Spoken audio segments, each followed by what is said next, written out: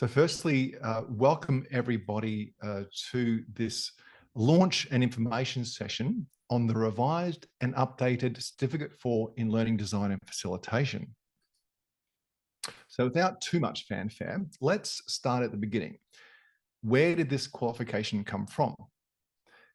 Well, it was the brainchild of ILP founder Kerry Brox after extensive research with both industry and individual consultation over many years of operation, as you can appreciate. ILP recognised that there was a need for a relevant qualification that recognised the requirements specific to the L&D professional, L&D being learning and development. So from corporate roundtables, surveys and discussions with a wide range of successful L&D professionals, ILP identified numerous challenges, as you can appreciate, along with essential skills and knowledge that are required for both industry and individuals now and into the future. So this led to several options, including things like micro-credentials, short courses, and even a possible higher education partnership. But ultimately, discussions led to the design of a vocational qualification, along with a standardized L&D capability framework that we now use to guide all of our professional development initiatives. So this process took over 2 years, along with dozens of hands in the mix to help us out putting the qualification together, and then finally publishing the first iteration nationally in late 2020. It was around October 2020. As you know, ILP partnered with Spec Training, which is an education-based RTO, for the issuing of this qualification in line with all the nationally regulated standards. So the Cert 4 is nationally recognised and it meets all the requirements of a vocational qualification under the Australian Qualifications Framework, or AQF. The beauty and uniqueness of this qualification is that it's an outcome of its own advice. So the creators and designers were all practicing L&D professionals and researchers who are already successful in their career pathways. It's very rare, if not impossible, to find a qualification in Australia that can boast this sort of pedigree. So the certificate is centered around the completion of a learning-based project. It reflects the real-world application of knowledge and skills for the majority of L&D professionals, whether working as a solopreneur, a contractor, or within a corporate structure. So as you'll see, the process is flexible enough to apply to any of those situations. In fact, as an RTO owner myself, I can attest to the process also being applicable to business development professionals who might work with clients to achieve accredited training outcomes as well. So with the focus being on the process, people who enroll in this program will gain an extremely applicable and transferable skill set across a range of uses within adult training and education. The qualification walks you through 4 phases, comprising a total of 9 modules. Now, each phase represents a critical element for the L&D journey.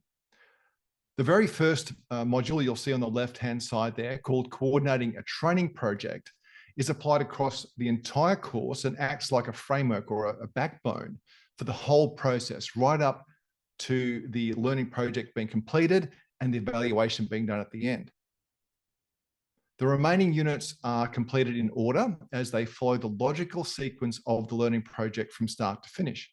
So these include engaging with stakeholders and analysing learning and performance needs, through to a very interesting unit on neuroscience concepts used to boost learning, and designing more impactful training solutions. In the green area here, we have a bit of fun with the actual training delivery through coaching, group facilitation, and virtual training. And finally, we evaluate the impact of the training using standardized models. So as you can see, there are 9 steps or modules shown here, but you'll actually get to choose from a number of unique elective modules depending on your specific needs. So the graphic itself shows each phase from top to bottom. And we've also included within those phases the electives. So you noticed before there were 9 in total, whereas on here there are 11. So let me just quickly indicate to you where these other electives appear, which phases, if you like. The first elective appears in the design phase, and I've just highlighted it in orange there, and it's titled Applying Psychometric Tools to Learning. So this module includes free access to an internationally recognized profiling tool and explains how it can be used during the design of learning and performance improvements. In the evaluation phase, just at the end here, we have another one that I've just highlighted in orange. And this is called using data to improve learning.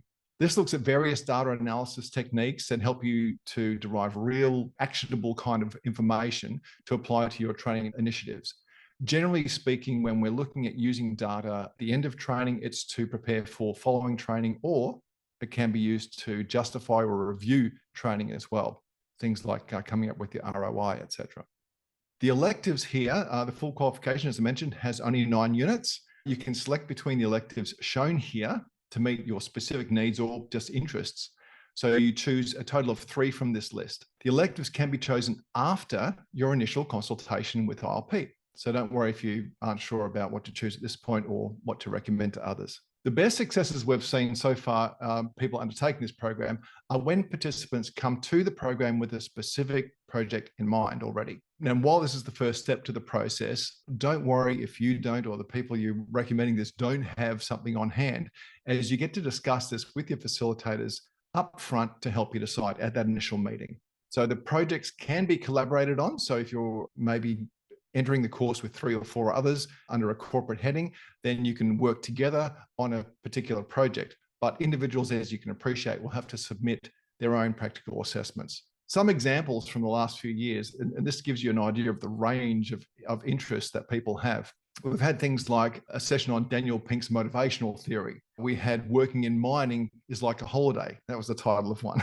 We also had one, it was a session on teaching maths more effectively to primary students. It's totally up to you. The more practical it is, the more applicable it is, then the more you get out of the learning experience. So throughout the program, your commitment to excellence is rewarded through the practical application and the feedback that you get. So you can test out your designs, your creations, if you like, with fellow learners, as well as your facilitator, with the goal of creating engaging learning content and things that impact your audience positively. You can have maybe a million ideas that need refining, or just one great idea that needs challenging, but either way, you'll learn to apply, I guess, the processes needed to make these types of decisions in real life situations. So when you get to the training presentations yourself, the assessor will be there to observe your sessions, provide support and guidance to grow your skills in this vital area of L&D.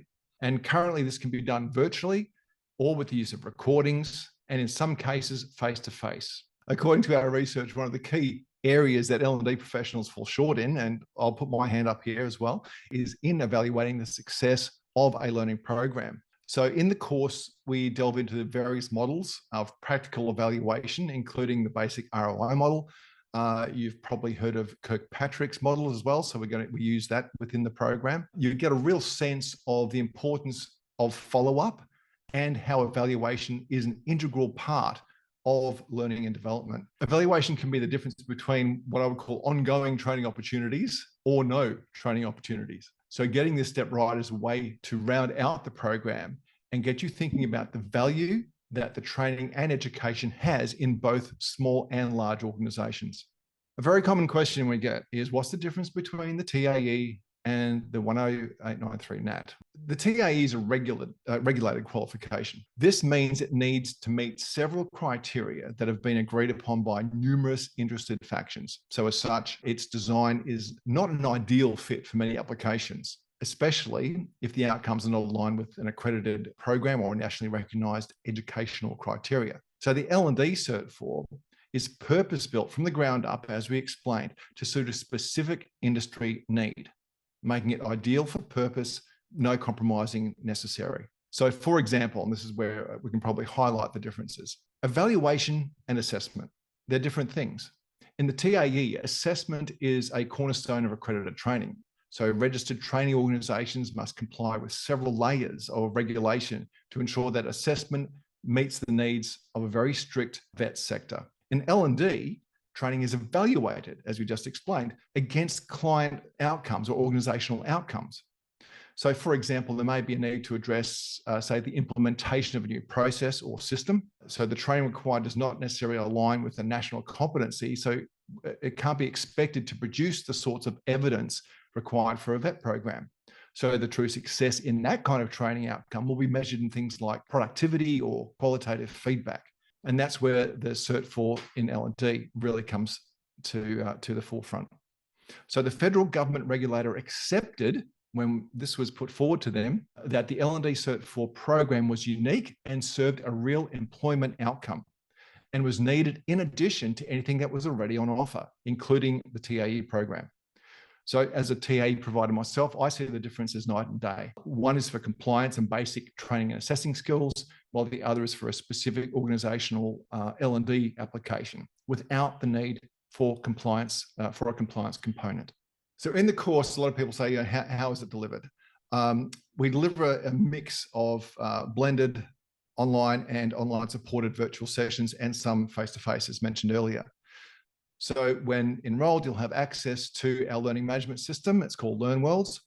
All of the course content and assessment is hosted on this platform.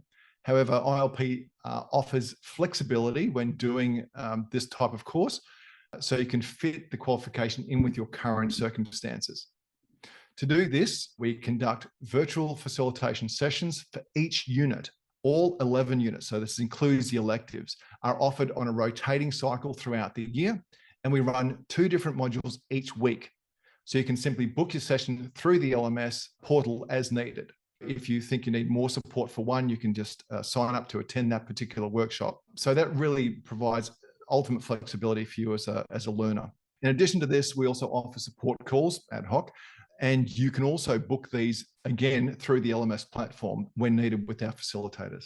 So like any national qualification, each module will include a set of questions to test your knowledge that's been acquired over the process of the program, as well as a number of practical tasks, such as producing a project plan, session plans, and of course, delivering your training sessions. When it comes to the practical delivery of training, there is a requirement to conduct 3 training sessions. So this can be done in the workplace and supported by things like third-party observations with photos and videos, or you can book into a public program where you can deliver to other students. There is some practical criteria around this, and it can be explained in further depth, I guess, by your facilitator, or we can potentially answer some questions at the end. Firstly, when you sign up to this program, you do get free professional membership for 12 months with ILP. Those of you who are ILP members get an additional 10% discount off that fee that's on the right. What does the membership give you? Well, the membership gives you access to things like masterclasses, discounts to conferences, all sorts of amazing professional development opportunities. The price there on the right has been that price since 2020. So there have been no price rises for 4 and a bit years. Now, that's going to change from July 1. So what we're doing is accepting any enrollments prior to that, even if the start date is after that date. If the enrollments are received and processed prior to the 1st of July, we'll honor the current pricing. So we had to obviously change the pricing after 5 years almost of being the same, but we're trying to keep it minimal. So it's only a $300 increase. So that's everything to do with this current Cert 4. So like any good launch, we have a QR code there. As I mentioned, this is for anyone, either within your organization or yourself. I think anyone in L&D really needs to have a think about how this can benefit their careers, or as we've seen with some of our corporate clients, how it can benefit their organizations. By undertaking projects that are relevant to the organization, you can see it's a win-win. You get a qualification at the end, but you also get to develop training that's actually applicable in a real-world qualification. So, organization. So I think that's a real, as I said, win-win.